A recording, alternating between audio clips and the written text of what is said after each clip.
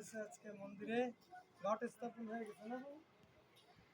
তো ঘট স্থাপন হয়ে গেছে, ভগবানকে আহ্বান করা হচ্ছে মন্দিরে। তো পুরো নামযজ্ঞটার অনুষ্ঠান হচ্ছে দানের অনুষ্ঠান। কি অনুষ্ঠান? দানের অনুষ্ঠান। এই গৃহের যারা আছেন গৃহস্বামীরা, তারা এই মন্দিরে আজকের এই সমস্ত নামযজ্ঞের ভার তারপরে দিয়েছেন। আজকে প্রথমে দিয়েছেন গুরুদেবের পরে, কেন গুরুদেবের বরণ হয়েছে না প্রথম? একদম প্রথম গুরুদেবের বরণ, তার মানে সব ভার গুরুদেবের পরে অর্পিত। তারপর গুরুদেব সেই ভাতটা দেবেন পুরোহিতের পরে, আজকে যিনি সেবা কার্য করবেন এখানকার। খালি গৃহস্বামী দান করলেন গুরুদেবকে, তাই না? গুরুদেব দান করবেন, যিনি সেবা কার্যে থাকবেন তানাকে। বুঝেছেন? এই যজ্ঞের ভালো মন্দ যত দায়ভার, সব দায়ভার গুরুদেব এবং সেবাইতে। সেবাইত আবার এই কাজ এক একজনের পরে একটু করে ভাগ করে দেবে, বুঝছেন? এরপর কীর্তনিয়া আসবে, কীর্তনিয়াকে দায়িত্ব দিয়ে দেবেন যে আপনি এই কীর্তন করার সব দায়িত্ব আপনার, এই দায়িত্ব আমার না।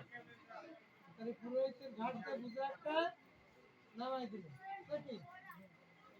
তাহলে পুরোহিতের ওর দায়িত্ব নেই, কীর্তনের দায়িত্ব। যারা রান্না করবে তাদেরকে ডাকে নিয়ে আসতেছে যে না আপনারা আসেন, আপনাদের বরণ দেব। তার মানে এই রান্নার যত দায়ভার সব কাজ রাঁধুনির। দেন এই রাঁধুনিকে দায়িত্ব দিয়ে দিলাম, এই ভালো মন্দ যা কিছু হবে সব রাঁধুনি বুঝবে নাকি? এরপর বৈষ্ণবদেরকে নিয়ে দেবে, বরণ দেবে। বৈষ্ণবদের বরণ দিয়ে বলবে যে এই যজ্ঞের ঘুরে ফিরে আপনারা দেখবেন কোন জায়গা কি হচ্ছে। খালি বৈষ্ণব বরণ নিয়ে চলে গেলে হবে না, ঠিক আছে? বৈষ্ণব ঘুরে ফিরে সুন্দর করে দেখবে কোন জায়গায় কি হচ্ছে, কোন জায়গায় কমতি আছে, কোন জায়গায় কোন কাজ করলে কি হবে। এটা কার দেওয়ার দায়িত্ব? মানুষ পোশাক পাইছে কিনা কে দেখবে? গৃহস্বামী আর দেখবে? এই দায়িত্ব কিন্তু আর গৃহস্বামীর নাই, এই গৃহস্বামীর আর কোনো কাজ নেই, ঠিক আছে? গৃহস্বামীর কাজ হচ্ছে একটা, যখন যা লাগবে এরা অর্ডার করবে আর ওনারাই নেবে। এই কাজ ছাড়া আর কোনো কাজ নেই, কোনো পাপের ভাগ আর এই গৃহস্বামীরা নেবে।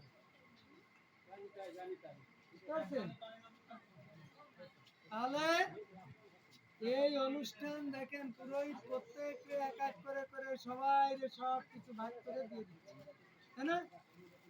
তো যত নামযজ্ঞের অনুষ্ঠান হয় সব নামযজ্ঞের অনুষ্ঠান একই, একই ধারা। এই ধারা সব জায়গায় এক। আমার এখানেও যা, সিলেটেও তাই, বরিশালেও তাই, নামযজ্ঞ ধারা সব একই নিয়ম। তো আমরা এত বছর ধরে নামযজ্ঞ শুনি, নামযজ্ঞ করি, ঠিক না? বলেন এই গিরিয়ে 27 বছর ধরে নামযজ্ঞ হচ্ছে। আমরা তো একটা বৈষ্ণবীয় পরিবার, ঠিক কিনা? মানুষ 1 বছর নামযজ্ঞ করতে পারে না,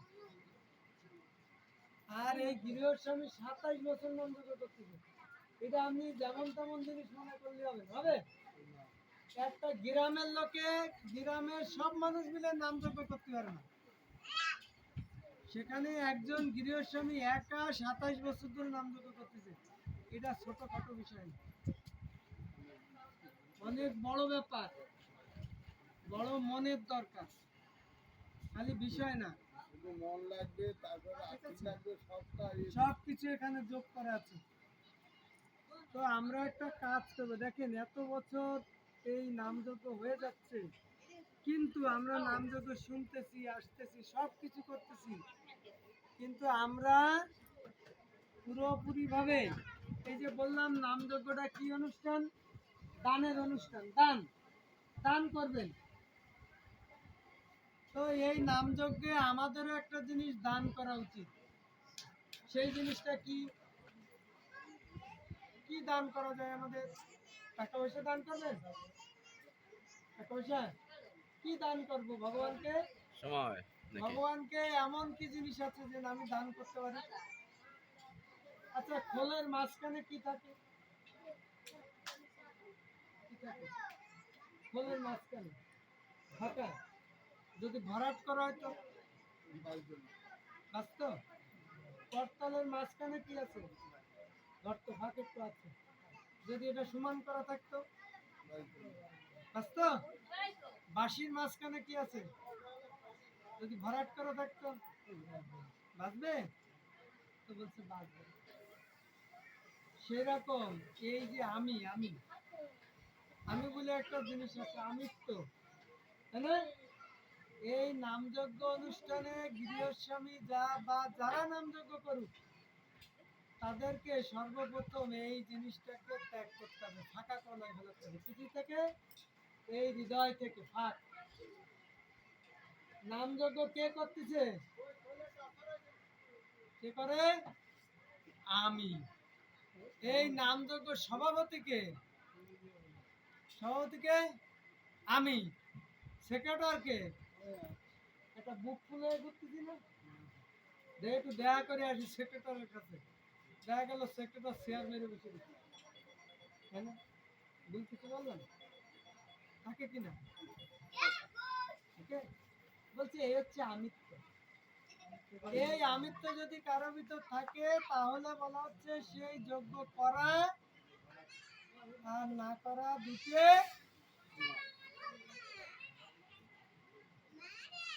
আমি এই যে যজ্ঞের আয়োজন করছি, এখন এই গৃহস্বামী যদি মনে করে দেখো গ্রামবাসী আমি বিশাল যজ্ঞ পাতায় দিচ্ছি, হবে? নিজেকে উৎসর্গ করতে হবে কার কাছে? ভগবানের কাছে। নিজেকে দান করে দিতে হবে, তাই না? এই আমিত্ব থাকা যাবে। এটা হচ্ছে চৈতন্য মহাপ্রভু আমাদেরকে শিক্ষা দিয়েছে, কি নিজেকে উৎসর্গ করো কার কাছে? ভগবানের কাছে, তাই না? এই দেখেন আজকে এখানে অনুষ্ঠান অধিবাস কীর্তন, এই গ্রামের আশেপাশে সবাই কিন্তু জানে, জানো না? যে এখানে অধিবাস কীর্তন হবে, পাঠ হবে, সবাই জানে না? দেখেন কেউ কি আসছে? আসছেন? কেউ আসে না। একটু পরে আস্তে আস্তে আসবে। নাকি পরে আসবে না? কিন্তু আসার কথা কখন? একটু আগে আগে আসে কেউ? বাবা কই? রেডি আছে। হ্যাঁ, তো এরকম আমরা এই যত যজ্ঞের অনুষ্ঠান করছি, এই যজ্ঞের অনুষ্ঠানগুলো দেখেন, যদি কেউ একবার হরিনাম করে, কয়বার? একবার হরিনামে যত পাপ হরে, পাতকীর সাধ্য আছে তত পাপ করে, তাহলে কয়বার? একবার।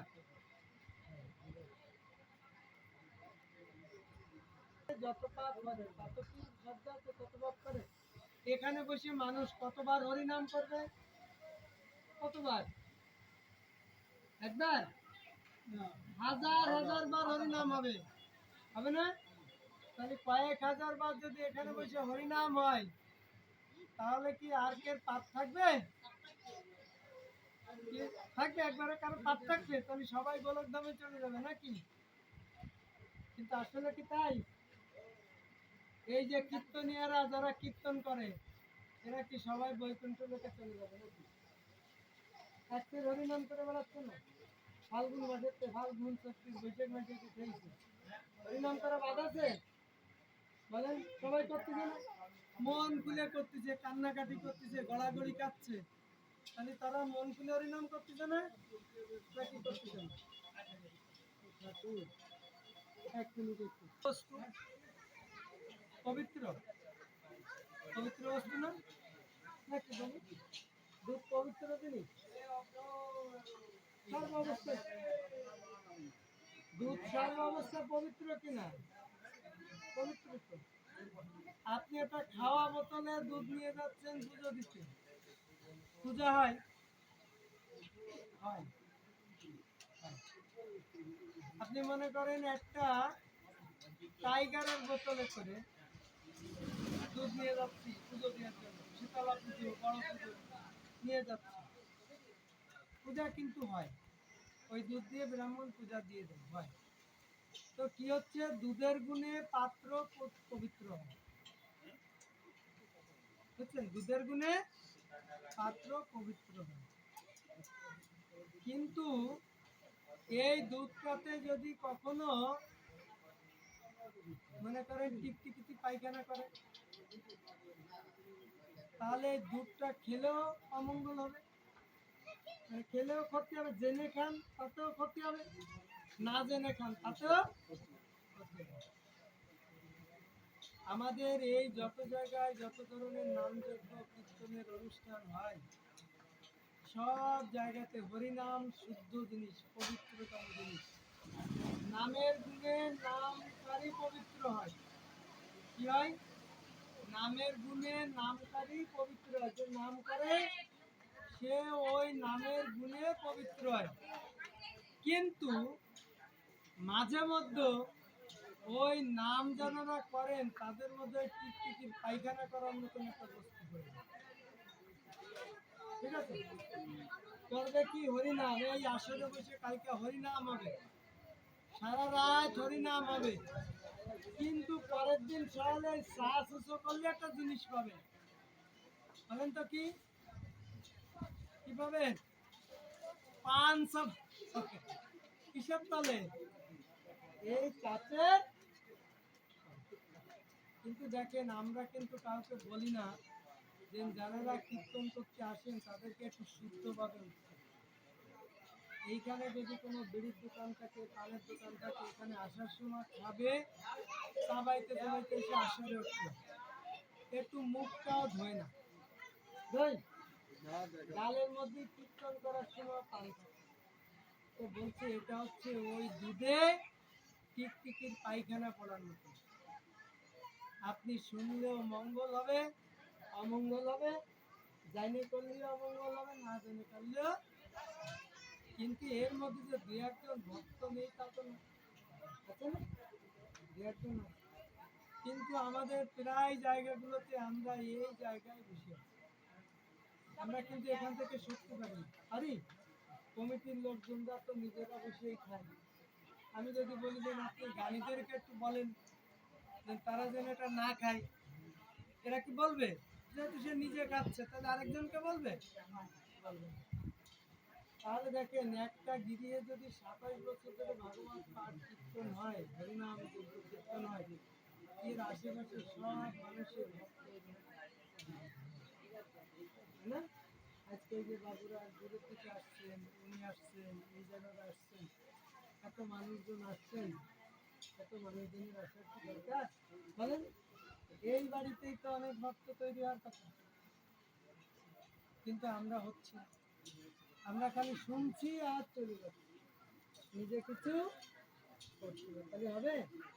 তাহলে দেখেন, তুলসী মহারানী আছে আজকে এখানে আসলে, ভগবানকে কত সুন্দর করে সাজানো হচ্ছে, এই বাড়িটাকে কত সুন্দর করে সাজানো হলো, ভগবান আজকে এখানে আসছেন নাকি? কালকে যখন হবে তখন এইটা আর থাকবে না, থাকবে? কালকে যখন দধিমঙ্গল হয়ে যাবে, ভাত যখন দুপুরের কি শেষ হয়ে যাবে, তখন আবার এইসব ভেঙে টেঙে নিয়ে সবাই চলে যাবে নাকি?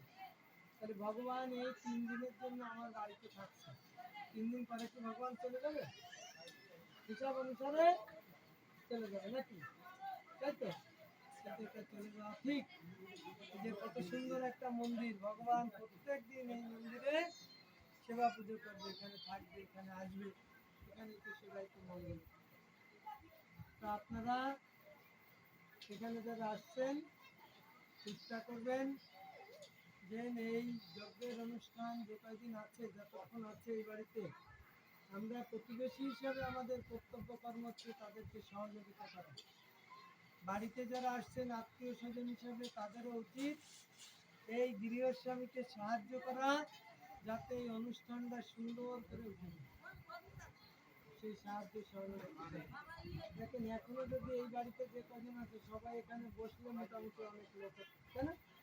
কিন্তু কেউ কিন্তু পাঠ শোনে না। শুনবে ঘুরে ঘুরে ঘুরে চলে যায়, তাই না? এই কাজে সে কাজে ব্যস্ত, তারপর এখানে এসে বসলে বসতে পারে। কারণ মানুষ শুনতে চায় না, শোনার প্রতি অনেক, তাই না? তো বলছে ভক্তি জীবন পালন করতে গেলে প্রথম কাজ হচ্ছে শ্রবণ। তাকে প্রথম কাজ হচ্ছে শুনতে হবে। না শুনলে কেউ, শ্রবণ না করলে কেউ কীর্তন করতে পারে না। তাহলে কোনো মানুষকে যদি আগে না শোনানো হয়, না শোনে মন দিয়ে, তাহলে সে কখনো আরেক জায়গায় যেয়ে কীর্তন করতে পারে না। বুঝতে পারছেন? কিন্তু আমরা এই কাজটা থেকে সবসময় দূরে থাকি। হরে কৃষ্ণ।